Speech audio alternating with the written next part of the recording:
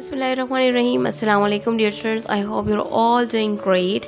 Welcome to my channel Gaining and Sharing Knowledge. So today we are going to discuss our lecture number 3 of MGT 211 Business Organizations and Sole Proprietorship. So business organization एक act है, ठीक है, grouping activities को हम कहते हैं, ठीक है। उसमें अफेक्टिव जो भी कॉपरेशन होती है, ठीक है, वो उसको हम बेसिकली बिजनेस कहते हैं। सो LH है नहीं, इट इज़ मोर और less independent complex of land, labour and capital organized and directed for productive purpose but entrepreneurial ability, ठीक है। सो बेसिकली जो है बिजनेस वो किसी भी एक्टिविटी को कहते हैं, ठीक है, लेकिन उसमें क्या होता है, ज़्यादा से ज़्यादा हमारा मेन मोटिव जो है वो प्रॉफिट गेनिंग का होता है। ओके, सो बेसिकली हम यहाँ पर स्कोप ऑफ बिजनेस ऑर्गेनाइजेशन को डिस्कस करेंगे। The scope of business organization can be defined as under the scope of organization sole proprietorship, partnership, joint stock company, cooperative societies and combinations. So we will discuss these all one by one.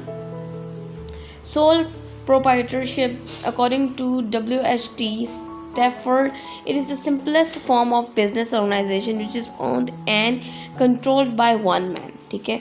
So sole proprietorship उसको कहते हैं, उस business को कहते हैं जिसका honour, ठीक है, सिर्फ वन हो, ठीक है, और वो सारी सर्विसेज भी प्रोवाइड करे, खुद ही मैनेज करे, सारी प्रॉब्लम जो है वो बिज़नेस की खुद ही सॉर्ट आउट करे, ठीक है, जितनी भी मैनेजमेंट हैं, ठीक है, तो वो सारा जो है वो कंप्लीट करे, खुद ही कंप्लीट करे, ठीक है। सो वो ऐसा बिजनेस जो कंट्रोल्ड बाय वन मैन किया जाए, ठीक है, सो उसको हम कहते हैं सोल प्रोप्राइटरशिप।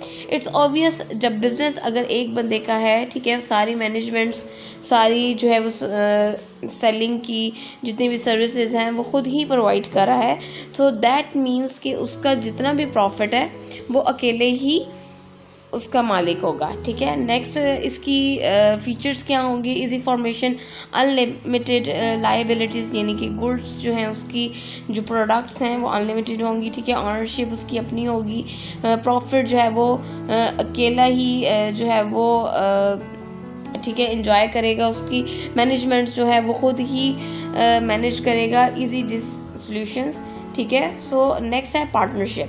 अब पार्टनरशिप जो बेसिकली होता है, ऐसा बिजनेस होता है जहाँ पर एक से ज़्यादा ऑनर हो उस बिज़नेस की, ठीक है, या एक से ज़्यादा जो है वो वर्कर हो, ठीक है, एक से ज़्यादा जो है वो पार्टनर हो उस चीज़ के, ठीक है। Partnership is a relation between two person who have agreed to share the profits of a business carried on by all or any them acting for all, ठीक है। सो पार्टनरशिप में एक से ज़्यादा जो लोग हैं वो बिज़नेस रन करते हैं, ठीक है, लेकिन क्या होगा कि उसकी अगर प्रॉफिट होगा तो वो भी डिवाइड किया जाएगा पार्टनरशिप में, ठीक है, और अगर लॉस होगा तो वो भी इक्वली डिवाइड होगा, ठीक है। उसके बाद इसमें क्या आ जाती हैं, लीगल एंटिटी होगी, प्रॉफिट एंड लॉस डिस्ट्रीब्यूशन होगा, अनलिमिटेड लाइबिलिटीज़ होंगी, transfer of rights, managements and number of partners. तो जितने पार्टनर्स होंगे उस बिज़नेस के, तो उतना ही प्रॉफिट जो है वो इक्वली डिवाइड होगा, और अगर लॉस होगा उस बिज़नेस में तो वो भी इक्वली डिवाइड होगा। जॉइंट स्टॉक कंपनी क्या है, according to S.E. Thomas, a company is an incorporated associations of person formed usually for the pursuit of some commercial purposes, ठीक है। सो इसको हम क्या करेंगे, जॉइंट जो स्टॉक कंपनी होती है उसमें आप as a voluntarily association of a person होती है जो कोई एक लॉ बेस्ड आप काम करते हैं, ठीक है। सो उसमें क्या होगा, क्रिएशन ऑफ लॉ, जो भी बिज़नेस आप स्टार्ट करेंगे जॉइंट स्टॉक कंपनी का, सो उसमें एक लॉ बिल्ड किया जाएगा, उसके बाद सेपरेट लीगल एंटिटी होगी, लिमिटेड स्टॉक होगा, ठीक है, लिमिटेड लाइबिलिटीज़ होंगी। प्रीवियस जो हमने टाइप्स को डिस्कस किया उसमें अनलिमिटेड है हमने कहा है, ठीक है, लेकिन जो जॉइंट स्टॉक है उसमें आप क्या करेंगे, लिमिटेड लाइबिलिटीज़ रखेंगे। उसके बाद है transferability of shares, number of members वो भी काउंट करेंगे, ठीक है। कॉमन सील उसको वो भी पॉइंट नोट रखेंगे, ठीक है। इसका कोऑपरेटिव सोसाइटीज़ में क्या होता है, आप कोऑपरेशंस करते हैं, आप कोई भी according to Herrick, cooperation is an action of person voluntarily united for utilizing reciprocally their own forces, resources or both under mutual management for their common profit और लॉस, ठीक है। तो इसमें क्या होता है, ऐसी सोसाइटीज़ जो है कोऑपरेटिव सोसाइटीज़ बनाई जाती हैं जहाँ पर आप गरीब लोगों की मदद करते हैं, ठीक है। उसमें क्या करते हैं, it is formed by economically weak person of the society. So आप जो होती हैं ऐसी सोसाइटीज़ को बिल्ड करते हैं जो पुअर पीपल की हेल्प करते हैं, ठीक है। तो इसके क्या फीचर्स होंगे, easy formation, protections of mutual interest, limited liability होगी। इसमें भी कोऑपरेटिव सोसाइटी में भी लिमिटेड जो है वो लायबिलिटीज़ होंगी, ठीक है। Equal distributions of wealth and equal rights, तो इक्वल राइट जो है वो दिए जाएंगे और डिस्ट्रीब्यूशन जो है वो भी इक्वल किया जाएगा। नेक्स्ट है कॉम्बिनेशन। अब कॉम्बिनेशन क्या होती है, according to J.L. Hanson, combination is the association temporary or permanent of two or more firms.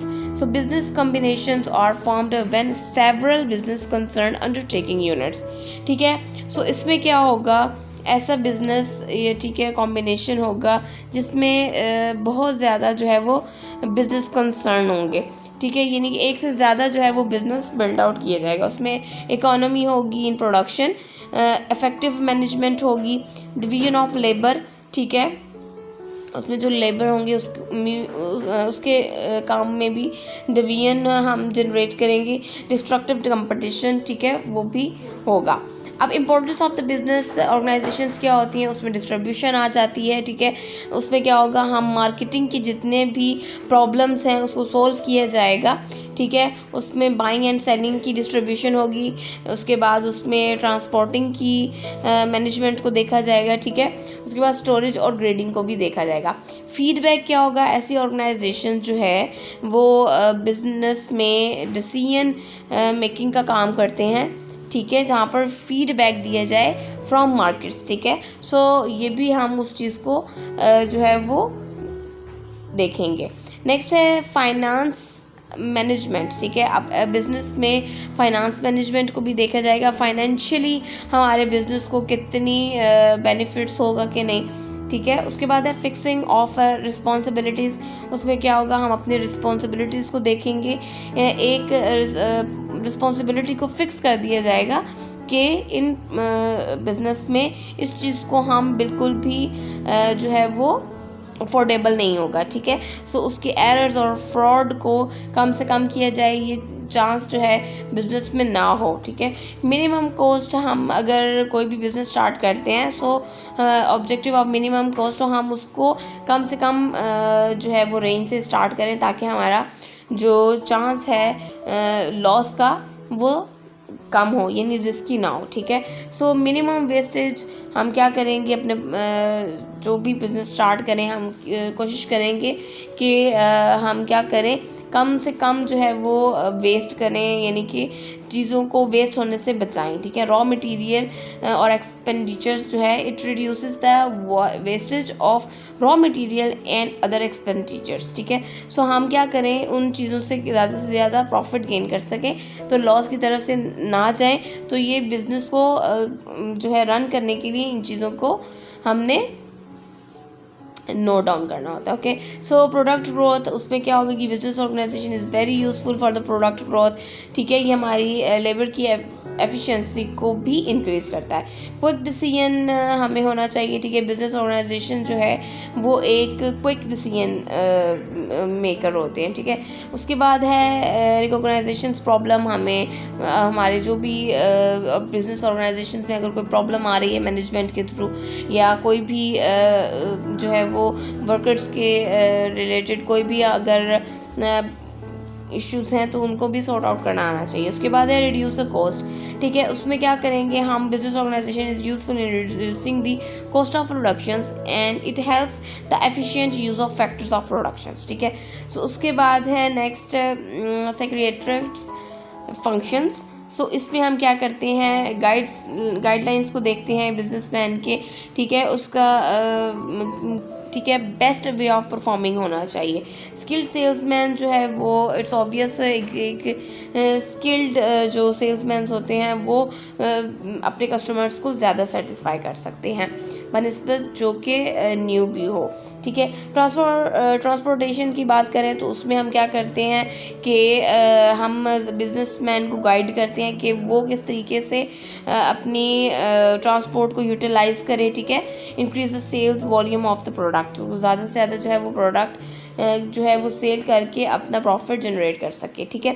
So next है pre requisites of the business. अब ये क्या होते हैं, selections.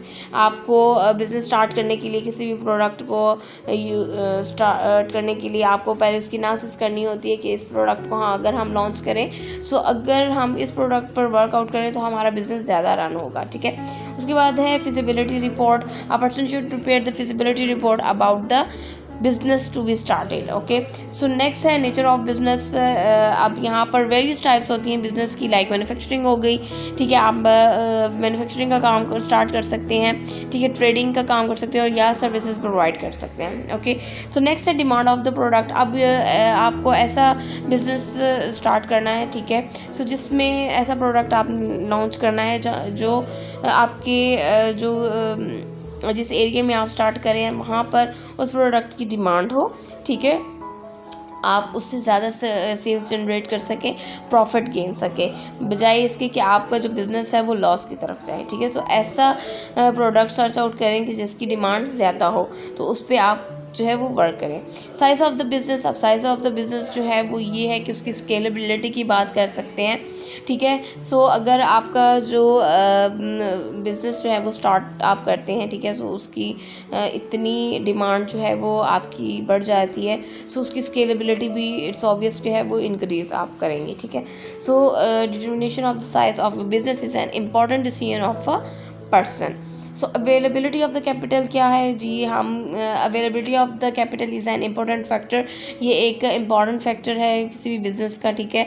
So capital is required for the purchase of land, machines, wages and raw materials, ठीक है। So capital जो है वो हम उसमें बिजनेस में आप मशीन्स ले सकते हैं बिजनेस के लिए, ठीक है। सो उसमें वेजेस आ सकते हैं या रॉ मटेरियल आ सकते हैं जिसको आप रिसाइकल करके मज़ीद सेल आउट कर सकें, ठीक है। उसके बाद है बिज़नेस लोकेशंस। अब बिज़नेस स्टार्ट करने के लिए आपको इट्स ऑब्वियस जो है आपको लोकेशन चाहिए होगी जहाँ पर आप अपना बिज़नेस स्टार्ट कर सकें, ठीक है। He should select that place where raw material, cheap labour and transportation facilities are available. So आप अपना बिज़नेस स्टार्ट करने के लिए उसी जगह को प्रेफर करेंगे जहाँ पर आपको ट्रांसपोर्टेशन का इशू ना हो, ठीक है, जहाँ पर आपको वर्कर जो हैं वो इजी मिल जाए, ठीक है, तो जहाँ से आप अपना बिज़नेस स्टार्ट कर सकते हैं। नेक्स्ट है आपको गवर्नमेंट पॉलिसी। अब government policy, the businessman should also carefully consider the policies of the government before starting a new business, ठीक है। न्यू बिज़नेस स्टार्ट करने के लिए उसको गवर्नमेंट पॉलिसीज़ को देखना पड़ेगा, ठीक है। उसके बाद some areas are declared as tax free zones. कुछ ऐसे बिजनेसेस हैं जहाँ पर टैक्स नहीं लगता, ठीक है, लेकिन मोस्टली जो है वो यूज़ होते हैं। उसके बाद अवेलेबिलिटी ऑफ रॉ मटेरियल। अब रॉ मटेरियल की अवेलेबिलिटी जो है वो कितनी इंपॉर्टेंट है। वहाँ लो कॉस्ट में आपको चीज़ जो है वो मिल जाती है, उसको रिसाइकल करके आप उसको एक्सपेंसिव रेट्स में बेच सकते हैं, ठीक है। अवेलेबिलिटी ऑफ मशीन्स, ठीक है, आपकी मशीन्स की अवेलेबिलिटी होनी चाहिए, ठीक है। अवेलेबिलिटी ऑफ लेबर्स है, अवेलेबिलिटी ऑफ लेबर होना चाहिए, मींस ऑफ ट्रांसपोर्टेशंस। उसके बाद यहाँ पर ट्रांसपोर्ट जो है वो भी अवेलेबल होना चाहिए। उसके बाद पावर रिसोर्सेज, वहाँ पर इट्स ऑब्वियस जो है वो अवेलेबिलिटी हो रिसोर्सेज की, लाइक वाटर हो, ठीक है, ऑयल हो, कोल हो, इलेक्ट्रिसिटी हो। Business man must keep in view this factors. तो ये जो फैक्टर्स हैं वो बिजनेस मैन जो है वो अपने चेकलिस्ट में मस्ट रखता है। नेक्स्ट है हायरिंग एम्प्लॉयज़। अब उसने अगर बिजनेस जो है वो करना है, ठीक है, तो तब वो क्या करेगा, अपने एम्प्लॉयज़ रखेगा, ठीक है। सो उसको जो है वो एम्प्लॉय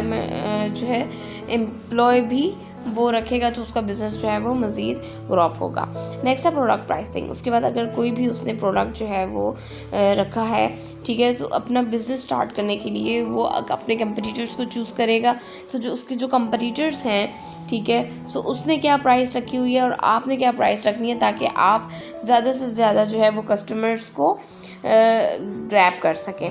नेक्स्ट है फंक्शन ऑफ बिज़नेस। अब उसकी फंक्शन क्या होते हैं बिज़नेस के जी, उसमें प्रोडक्शंस आ जाती है, ठीक है। आप कैसे प्रोडक्शन जो है वो कर सकते हैं अपने बिज़नेस की, ठीक है। उसमें आप जो सर्विसेज कैसे प्रोवाइड कर सकते हैं और जितने भी आपके कस्टमर्स हैं उनको कैसे सेटिस्फाई कर सकते हैं। सेल्स जो है उसकी अनदर इम्पॉर्टेंट फंक्शन है बिज़नेस का। उसमें 2 टाइप्स आती हैं, एक कैश सेल्स है और एक क्रेडिट सेल्स है, ठीक है। The sales must be regular at reasonable price, ठीक है। उसके बाद उसमें फाइनेंस आ जाती है, ठीक है। उसमें ऑनर कैपिटल आ सकता है, बारोड फंड्स आ सकते हैं। उसके बाद मैनेजमेंट फंक्शंस आ सकते हैं। उस मैनेजमेंट फंक्शंस में आप प्लानिंग को देखते हैं कि आपकी जो भी बिज़नेस है उसके पीछे उसकी प्लानिंग क्या होनी चाहिए, ठीक है। फिर आप उसकी ऑर्गेनाइजेशंस को देखते हैं कि उस मैनेजमेंट के बाद सबसे पहले आपका फर्स्ट स्टेप होता है प्लानिंग का, नेक्स्ट आपका होता है ऑर्गेनाइजिंग का। आप उसको ऑर्गेनाइज करते हैं, जो आप प्लानर बना लेते हैं। उसके बाद आप उसकी लीडिंग करते हैं, फिर उसको आप कंट्रोलिंग करते हैं और फिर आप स्टाफिंग करते हैं इसको, ठीक है। तो ये सारी चीज़ें जो हैं वो मैनेजमेंट में आती हैं। इनोवेशंस जो हैं वो जो है उसमें क्या कर सकते हैं, आप बिज़नेस की सर्वाइवल को देख सकते हैं, ठीक है। उसकी इनोवेशन जो है वो एक मोस्ट एसेंशियल पार्ट है फॉर द बिज़नेस, ठीक है। उसकी अकाउंटिंग को देखते हैं, उसकी आप अपने बिज़नेस के जितने भी अकाउंट्स हैं उसको मैनेजमेंट कैसे कर सकते हैं। To record the business activities is called accounting. So accounting basically वो होती है कि बिज़नेस का जितना भी रिकॉर्ड है, ठीक है, उसको आप देखते हैं, तो उसको बेसिकली आप अकाउंटिंग कहते हैं, ठीक है। मार्केटिंग क्या होती है, according to Harry Henser, marketing involves the design of the products acceptable by the consumer and the conduct of those activities which facilitate the transfer of the ownership between the seller and buyer, ठीक है। So marketing ये होती है कि आपकी ownership को देखा जाता है कि सेलर और बायर के दरमियान, ठीक है। तो उसमें क्या आ जाती है, प्रोडक्ट की क्वालिटी को देखा जाता है, प्रोडक्ट को देखा जाता है, प्राइस को देखा जाता है, प्लेस देखी जाती है और प्रमोशन देखी जाती है, ठीक है। उसके बाद है क्वालिटी इम्प्रूवमेंट। आपको अपने प्रोडक्ट की जो है वो क्वालिटी को इम्प्रूव करना होगा। मोटिवेशन, ठीक है, ये भी जो है वो किसी भी एम्प्लॉय से अगर आपने काम लेना हो तो उसकी आपको मोटिवेट करना होगा कि आपको वो ज़्यादा से ज़्यादा अच्छी परफॉर्मेंस दे सके, ठीक है, अपने काम में। रिसर्च, आपको अपने बिज़नेस के साथ साथ रिसर्च भी करना होगा कि आप अपने बिज़नेस में क्या चीज़, नई चीज़ जो है मज़ीद उसको, ठीक है, इस्टेब्लिश करें अपने बिज़नेस को, ठीक है, और ज़्यादा से ज़्यादा चीज़ें जो हैं वो लॉन्च करें, क्या इन है, ठीक है। सो बेसिक रिसर्च करनी है होगी आपको और अप्लाइड रिसर्च। सो नेक्स्ट है public relation. Public relation basically ये है कि आप जब आपका बिज़नेस, ठीक है, रन होगा, आप जब सर्विसेज प्रोवाइड करेंगी, तो आपका जो भी एम्प्लॉय होगा जो, ठीक है, शिपिंग की डील कर रहा होगा शिपिंग को, सो उसकी जो है वो फ्रेंडली उसका वो रिलेशन जो है वो बिल्ड करता है बायर के थ्रू, ठीक है। सो नेक्स्ट है सोल प्रोप्राइटरशिप, जिसमें क्या होता है, एक ही ओनर होता है जो सारी डिटेल्स को देखता है, ठीक है, जो सारी मैनेजमेंट्स को देखता है। नेक्स्ट है उसकी डेफिनेशन, WHT स्टैफोर्ड ने क्या बोला है, is the simplest form of the business organisation which is on by the control by the one man. So एक ही पर्सन जो है उसको स्टार्टअप करता है।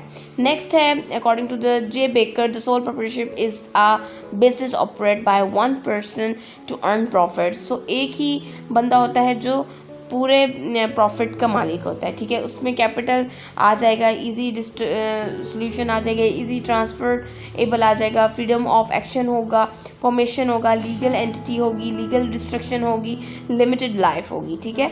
सो मैनेजमेंट भी वो खुद देगा, ठीक है। उसके बाद ऑनरशिप, यानी कि वो ऑनर भी खुद ही होगा और प्रॉफिट भी खुद ही गेन करेगा। और साइज़ ऑफ बिजनेस जो होगा इज़ यूजुअली स्मॉल होगा, ठीक है। लिमिटेड है तो दैट मीन्स कि वो स्मॉल होगा, ठीक है। एक बंदा जाहिर है कि वो कितना बिज़नेस जो है वो जनरेट कर सकता है। उसको अगर उसने नेक्स्ट पार्टनरशिप को चूज़ करना है या नेक्स्ट को चूज़ करना है, तो उसका बिज़नेस जो है वो वास्ट होगा अदर देन, ठीक है। उसके बाद सक्सेस ऑफ बिजनेस, ठीक है, the success and goodwill of the totally depend करता है उसकी एबिलिटी ऑफ सोल ऑनर, ठीक है। जितनी उसकी एबिलिटी होगी वो उतना ही वो जो है अपना बिज़नेस जो है वो यूज़ चला सकता है, ठीक है, रन कर सकता है। अनलिमिटेड लायबिलिटी, ठीक है। उसके बाद है एडवांटेज ऑफ द सोल। अब इसकी एडवांटेजेस क्या हैं, वो ये हैं कि कॉन्टैक्ट विद द कस्टमर्स, ठीक है, वो डायरेक्ट कस्टमर्स के साथ जो है उसकी कांटेक्ट होता है, डायरेक्ट उसकी रिलेशनशिप होती है विद वर्कर्स, ठीक है। उसके बाद इजी फॉर्मेशन, ठीक है, इजी डिसोल्यूशंस। उसके बाद उसकी ऑनरशिप जो है वो इजी ट्रांसफ़र होती है उसकी, ठीक है। एंटायर प्रॉफिट होता है, एंटायर कंट्रोल होता है, फ्लेक्सिबिलिटी होती है उसके बिजनेस में। और ठीक है, जो सोल मास्टर होता है बिजनेस का, ठीक है, वो शुड बी ऑनेस्ट, ठीक है। सो उसके बाद इंडिपेंडेंस आ जाती है, ठीक है। उसके बाद पर्सनल सेटिस्फेक्शन होती है उसको, ठीक है। प्राइम क्रेडिट स्टैंडिंग कर सकता है, ठीक है, अनलिमिटेड लायबिलिटी पर, ठीक है। क्विक डिसीजन मेकर होगा वो, तो अपने बिजनेस को ज़्यादा से ज़्यादा रन अप कर सकता है, ठीक है। उसके बाद है पर्सनल इंटरेस्ट। उसका पर्सनल इंटरेस्ट किस चीज़ पर है, ठीक है, सो वो उसके थ्रू अपना बिजनेस जो है वो स्टार्ट करेगा और वो खुद ही रिस्पॉन्सिबल होगा अपने प्रॉफिट और लॉस का, ठीक है। नेक्स्ट है saving interest on borrowed capital, ठीक है, वो किसी से बारो करके, ठीक है, ये मनी बारो करके वो उधार से भी अपना बिजनेस जो है वो स्टार्ट कर सकता है।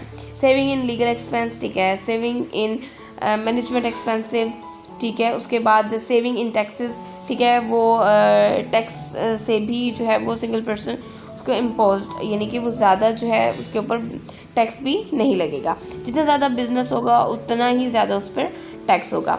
उसके बाद सीक्रेसी, उसका सीक्रेट यानी कि वो खुद ही ज़ाहिर है वो खुद ही जितनी भी बिज़नेस के अंदर टेक्निक्स को यूज़ कर रहा है तो उसके पास ही उसकी सीक्रेसी होगी।